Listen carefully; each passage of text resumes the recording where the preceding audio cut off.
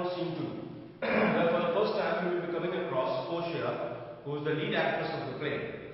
Portia is intellectual, Portia is smart, Portia is witty, but in this scene, for the first time you will be coming across a quality of Portia which you will never witness throughout the play. She was a bit vulnerable, she was a bit anxious because of the casket, the lottery of the caskets devised by her father, that anyone who chooses the right casket out of golden, silver and the lead one will be, which will be containing her portrait, will be her husband. Alright? So she was a bit negative. She was feeling negative that God knows who's going to choose the right casket and who's going to become my husband. Because she won't be having a voluntary choice of choosing a husband. Alright, so let's start off. The scene takes place in Belmont, which is an imaginary town, a city, imaginary town created by Shakespeare. So let's start. Belmont and room in Portia's house, and Portia and Nerissa. Portia, by my troth, troth means faith. By my faith, I really swear, my little bodies are weary of this great world. She tells that I'm feeling very tired. Mentally tired, physically tired, I'm feeling very tired. I'm mentally fatigued. Therefore, she says my little body. Little body here refers to brain, which is a little part of our body. I'm feeling very tired of this world. Nerissa, you would be sweet, madame, if your miseries were in the same abundance as your good fortunes are. You will be feeling like that. Because you do not have a balance in your life. You are a fortunate woman in terms of finance, and your good fortunes are not in proper balance with the scarcity of things. Therefore, you are feeling negative like this. For all I see, they are sick that surfeit with too much as they that starve with nothing. Nerissa is trying to highlight the philosophy of life that there should be a balance. Nothing should be in excessive amount. She says that people who surfeit, eat excessively, they fall as much sick as people who starve. So excessive of hunger is not good. Similarly, excessive of eating is not good. Excessive of anything in excess is not good. It is no mean happiness, therefore, to be seated in the mean. Therefore, it is no less happiness. It is not a little happiness to be seated in the middle. You have to follow a middle path in your life. Seated in the mean means placed in the middle. Portia, good sentences. No, sorry, Nerissa. Superfluity, excessiveness, old age, comes sooner by white hairs, by competency, but competency lives longer. She's saying that people who have got luxuries of everything, they become old as quickly as people who are struggling in their lives. So, you have to strike a balance in your life. Portia, good sentences and well pronounced. She spoke well. Good sentences, good philosophy, and you really described it well. Nerissa, they would be better if well followed. My instructions, my sentences will be better, would come to better use if you follow it properly. Now Portia delivers a beautiful speech about how action is louder than words, how action is difficult than speaking, how practicing is more difficult than preaching. Portia, if to do were as easy as to know what were good to do, chapels had been churches, and poor man's cottages princes' palaces. If to do, if practicing would have been as easy as preaching, then chapels means a small place for worship, would have become churches, and small cottages would have become palaces for the prince. So she's saying that practicing is more difficult than preaching. She gives some more examples. It is a good divine, it is a good soul that follows his own instruction. A person could be considered as a good person if he follows his own instruction. I can say now that I can go and dive into the ocean. But if I do not do it, what use are my words? So doing is always more difficult than speaking. She goes on to say that I can easier teach 20 that were good to be, what were good to be done, than be one of the 20 to follow my own teaching. I can easily instruct 20 people what good things they have to do in their lives, than follow my own instructions. I can always lecture people. But if I have to follow my own lecture, it will be a difficult situation altogether. The brain mind may devise laws for the blood, but a hot temper leaps over a cold decree. She is saying that heart is an organ which is symbolical of passions and emotions. She is saying that heart always ignores advices given by the brain. Brain makes us think logical. Brain wants us to behave logically, but heart always listens to the passions and emotions. Therefore, she is saying that brain gives us cold advice, nice advices that can always be logical, but heart always, the emotions always overpowers the logical, the reasoning sense by the brain. It's just like a hare is madness to skip over the measures of good counsel. Just like youth, when you are young, you always ignore the advice given to you by older people. Like a rabbit jumps over the netting, similarly, our boiling blood that gives rise to passions and emotions jumps over the cold advice, the cooling advices, the logical advices devised by the brain. But this reasoning is not in the fashion to choose me a husband. But my prowess of reasoning is not good enough for me to choose a husband on my voluntary will because of the lottery of the caskets devised by my father. Oh, the word choose. I can neither choose who I would not refuse who I dislike. I cannot choose a person who I love. I cannot refuse a person who I hate. Because my marriage is devised by the lottery of the caskets. So is the will of a living daughter curbed by the will of a dead father. So my will has been totally overpowered, limited by the will of my father who is dead. Is it not hard, Marissa? That I cannot choose one nor refuse one? Is it not hard? I do not have the option to choose somebody, neither do I have the option of refusing somebody. Marissa, your father was ever virtuous, and holy men at their death have good inspirations. She's saying your father was a wise man. And it's always said that wise people, during the moment of death, they get some divine inspiration. They get inspiration from God. And maybe he was inspired to devise the lottery of the casket so that a wise man becomes your husband. Therefore, the lottery that he had devised in his 3 chests of gold, silver, and lead, whereof who chooses me, chooses you. Therefore, a person who understands your father's intention, who chooses the right casket containing your portrait, will be your husband. Will no doubt never be chosen by any rightly, but one who shall rightly love. A person who will love you, a person who will not go by external looks, not choose the golden and the silver chest, a person who chooses the humble dead will become your husband. But what bond is there in your affection towards any of these princely suitors that are already come? But what do you feel about these princely suitors, the different princes, kings, the royal people who have come there to marry you? What are your feelings for them? Now Portia will be describing the 6 suitors, 6 royal people, rich people who have come to marry her. First, Neapolitan prince, second, County Palatine, third, French lord, fourth, Pamphlet from England, fifth, the Scottish lord, sixth, Duke of Saxony's nephew from Germany. Okay? Alright, so let's start. First, there is the Neapolitan prince, Larissa says. Ah, that's a court indeed. He's a young horse. For he does nothing but talk of his horse. Because this man, the Prince of Neapolitan, is actually from the place in Naples. He always talks about his horses. And he makes it a great appropriation of his own good parts that he can shoe him himself. And he thinks that it's a very good quality of his that he can shoe a horse. Then she goes on to say that I think her mother was very friendly with a shoemaker. Therefore he's so obsessed with the horse's shoes. I'm much afraid my lady, his mother, played false with his smith. Narissa. Then there is the County Palatine. Now we come to County Palatine. That will be continuing in the next session. All the best. Welcome back. Now Portia will be describing the County Palatine. She says that he does nothing but frown. He always frowns. He does nothing but frown all the time. He's got a frowning face, and he's always very angry, and he's always very negative all the time. County Palatine. As who should say, and you will not have me choose. And he's always trying to make me feel that if I do not choose him, it doesn't matter to him. He hears merry tales and smiles not. He hears happy stories, beautiful, pleasant stories, but doesn't have any smile on his face. I fear he will prove the weeping philosopher when he grows old. I've got this feeling that when he will grow old, he will become a weeping philosopher. Now, who was weeping philosopher? He was Heraclitus. Okay, he was Heraclitus, who goes to the mountains, as per Greek mythology, goes to the mountains, and he was so disgusted with mankind that he went there and he used to cry and weep all the time. Okay. Now, I hope that I feel that when he grows old, he'll become the weeping philosopher, being so full of unmannerly sadness in his youth.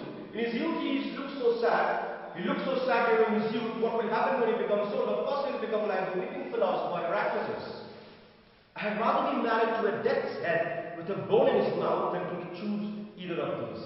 I would rather get married to a skull with a bone in the mouth than get married to the Neapolitan prince I don't want to marry the Neapolitan prince, neither do I want to marry the Count of Palatine. God defend me from these two. God help me from these two people. Third one, Nerissa, how say you by the French lord Masson Le Bon? Masson is gentleman, Le Bon. Now she will be describing the French lord. God made him and therefore let him pass for a man. God made him, so I cannot say that he's not a man. In truth, I know it is a sin to be mocked, and I know I cannot be a mocker. I cannot criticize God's creation. But why he has a horse better than the Neapolitans, a better bad habit of frowning than the Count Palatine. He is worse than the other two people, the Neapolitan prince and the Count of Palatine. Because he always talks about horse, he thinks he's got a better horse than the Neapolitan prince, and he's got a worse habit of frowning than the Count of Palatine. He's every man in no man. He's got qualities of all the other people, but he does not have any individuality of his own. If a thrusher sings, thrush is a small bird, thrush, if it sings, he falls straight a capering. He goes on fighting with his own shadow. He starts jumping around. Capering means to start jumping around immediately. He will fence with his own shadow. If I should marry him, I should marry 20 husbands. If I get married to him, I'll be feeling I've got married to 20 husbands. If you despise me, I will forgive him. If he rejects me, I'll forgive him. I'll be very happy. For if he loves me to madness, I shall never requite him. Because if he loves me, I will not be able to respond to his love. Because I cannot love this man. Now we come to Falconbridge. The third one. Falconbridge from England. What say you then to Falconbridge, the young Baron of England? Baron means a rich lord. Portia. You know I say nothing to him, for he understands not me, nor I him. He hath neither Latin, French, nor Italian, and he will come into the court and swear that I have a poor penny worth in the English. Now this man does not know to speak in Italian or Latin, which were the most fashionable languages during that period, and Portia's English skills were very poor. She's telling Nerissa that we will come to the court and I will swear in the court of law that I cannot speak English at all. And this man doesn't know to communicate in my language, so our communication is nil. He's a proper man's picture, he looks well, he's handsome, but alas is an expression of disappointment. Who can converse with a dumb show? It is like a dumb person. I cannot talk to him.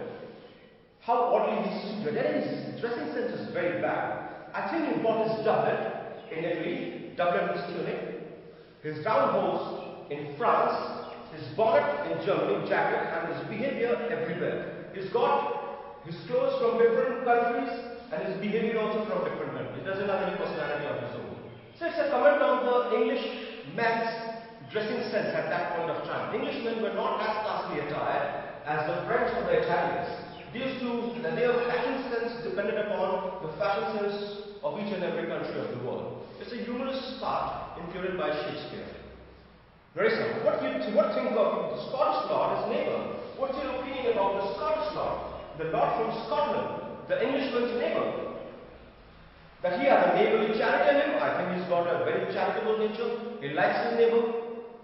For he bought a box of the year of the Englishman and sold him to him again when he was able, because he got the rap of his life from the Englishman. He got a slap from the Englishman, and he said that he's going to slap him back.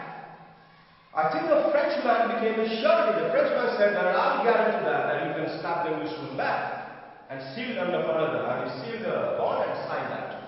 It was a comment on the political scenario where England and Scotland were having problems, and France was aiding Scotland to defeat England in a battle.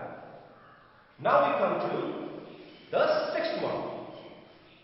Duke of Saxony's nephew. How like the young German, the Duke of Saxony's nephew. Very violent in the morning, he's very worse in the morning when he's sober. When he doesn't drink, he's very worse. And most violent, even worse in the afternoon when he's drunk. He's an alcoholic, he drinks a lot.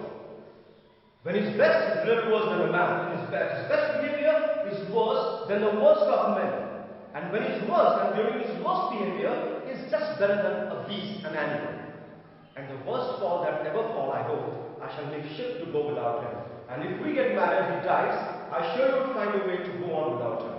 That was her feelings of the Duke of Saxony's nephew. Okay. Nerissa. If he should offer to choose and choose the right casket, you should refuse to perform your father's will. If he chooses the right casket containing a portrait, will you not abide by your father's desires? Portia. Therefore, for fear of the worst, I pray thee, set a deep glass of reddish wine on the contrary casket. Alright? So Narissa, if you love me, take a glass of reddish wine. Reddish wine is a white wine from Germany, Rhineland. Take the wine and put in the wrong casket. He loves drinking so much, he will go and choose that casket for the love of drinking. But if the devil be willing and bad temptation without, I know he will choose it. Even if Satan was inside that glass, still he will go and choose that glass of wine. I'll do anything, Narissa. Here, I'll be married to a sponge. If I get married to him, I can do anything, but I cannot get married to a sponge. He has been compared to a sponge. Like sponge soaks water, his lungs also absorbs alcohol. Excuse me. Narissa. You did not fear, lady. The having of these lords, they have acquainted me with their determinations, which is indeed to return to their home, and to trouble with you no more soon, unless you may be won by some other sort than your father's imposition, depending on the casket. She's saying all these people are determined to go back home, and they don't want to request you, they don't want to disturb you anymore with requests of marriage. And if you have to follow your father's lottery of caskets, then they don't have any chance, otherwise they will try their best. Portia, if I live to be as old as Sibylla was a woman, as per Greek mythology, who was granted a blessing by Apollo, that number of grains she had in her hand, that number of days she will be living.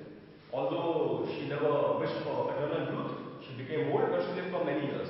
She's saying, if I have to live as old as Sibylla, I would prefer to die as pure as Diana. Diana was a goddess of purity. Rather than be obtained by the manner, unless I be obtained by the manner of my father's will. So I'll have to follow my father's will, even if I become old as Sibylla and I die as virgin as Diana, but I cannot be married to these people.